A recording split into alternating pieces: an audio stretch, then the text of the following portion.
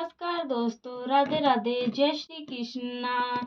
मैं हूं अंजलि। मेरे चैनल पर आप सभी का बहुत बहुत स्वागत है दोस्तों। तो अगर आपको मेरी यह वीडियो पसंद आए तो मेरा ऐसा और भी वीडियो देखने के लिए मेरे चैनल को सब्सक्राइब करें, साथ ही बेल आइकन पर प्रेस करें ताकि आपको मेरे न्यू वीडियो की जानकारी मिलती रहे। तो दोस्तों, आज की इस वीडियो के माध्यम से मैं आपके लिए लाई हूँ मासिक दुर्गाष्टमी की व्रत की कथा।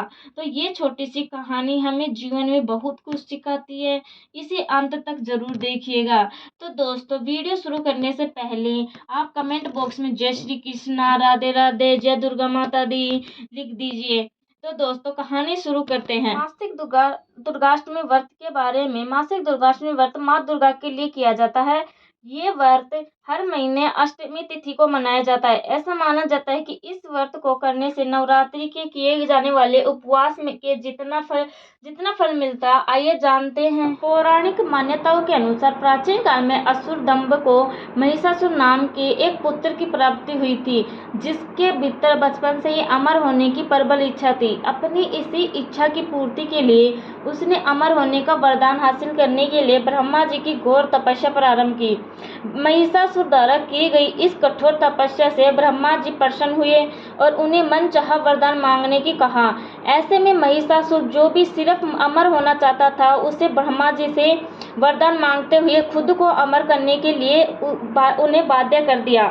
परंतु ब्रह्मा जी ने महिषासुर को अमरता का वरदान देने की बात तो कहते हुए टाल दी कि जन्म के बाद मृत्यु और मृत्यु के बाद जन्म निश्चित है, इसलिए अमरता जैसी किसी बात का कोई अस्तित्व नहीं है। इसके बाद ब्रह्मा जी की बात सुनकर महिषासुर ने उसने एक अन्य वरदान मांगने की इच्छा जताई और कहा कि ठीक है स्वामी, यदि मृत्यु होना तय है तो मुझे ऐसा वरदान दे दीजिए कि मेरी मृत्यु किसी स्त्री के हाथ से ही हो। इसके अलावा अन्य कोई दैन्य मानव या देवता कोई भी मेरा वध न कर पाए।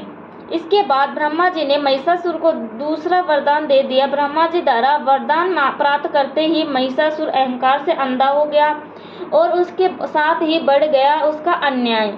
मौत के भय से मुक्त होकर उसने अपनी सेना के साथ पृथ्वी लोक पर आक्रमण कर दिया। इससे धरती पर चारों तरफ से तबाही मच गई। इसके बल के आगे समस्त जीवों और प्राणियों को नतमस्तक होना ही पड़ा। जिसके बाद पृथ्वी और पाताल को अपने अधीन करने के बाद अहंकारी महिषासुर ने इंद्रलोक पर भी आक्रमण कर दिया, जिससे उन्होंने इंद्रदेव को पराजित कर स्वर्ग पर भी कब्जा कर लिया। महिषासुर ने परेशान होकर सभी देवी देवताओं, त्रिवेदों और अर्थात महादेव, ब्रह्मा और विष्णु के पास सहायता मांगने पहुंचे। इस पर विष्णु जी ने उसके अंत के लिए देवी शक्ति के निर्माण की सलाह दी, जिसके बाद सभी देवताओं ने मिलकर देवी शक्ति को सहायता के लिए पुकारा और इस पुकार को सुनकर सभी देवताओं के शरीर में से निकले तेज ने एक अत्यंत खूबसूरत सुंदरी का निर्माण किया। उसी तेज से निकली माँ आदि शक्ति, जिसके रूप और तेज से सभी देवता की आश्चर्यचकित हो गए। त्रिदेवता की मदद से निर्मित हुई देवी दुर्गा को हिमवान ने सवारी के लिए सिंह दिया और इसी प्रकार वहां मौजूद सभी देवताओं ने भी मां को अपने एक एक अस्त्र शस्त्र सौंपे और इस तरह स्वर्ग में देवी दुर्गा को इस समस्या हेतु तैयार किया गया। माना जाता है कि देवी का अत्यंत सुंदर रूप देखकर महिषासुर उनके प्रति बहुत आकर्षित होने लगा और उसने अपने एक दूत के जरिए देवी माँ के पास विवाह का प्रस्ताव तक पहुँचाया। अहंकारी महिषासुर की इस ओछी हरकत ने देवी भगवती और अत्यंत क्रोधित कर दिया, जिसके बाद ही माँ ने महिषासुर को युद्ध के लिए ललकारा।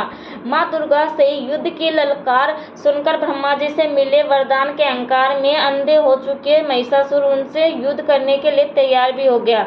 इस युद्ध में एक एक करके महिषासुर की संपूर्ण सेना का माँ दुर्गा ने सर्वनाश कर दिया।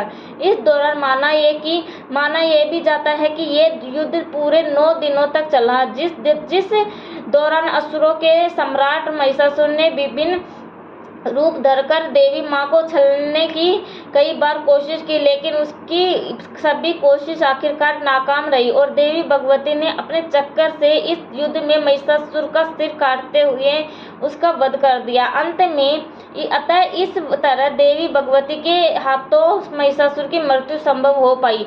माना जाता है कि जिस दिन मां भगवती ने स्वर्गलोक, पृथ्वीलोक और पाताल लोक को महिषासुर के पापों से मुक्त दिलाया, उसी दिन से दुर्गाष्टमी का पर्व प्रारंभ हुआ।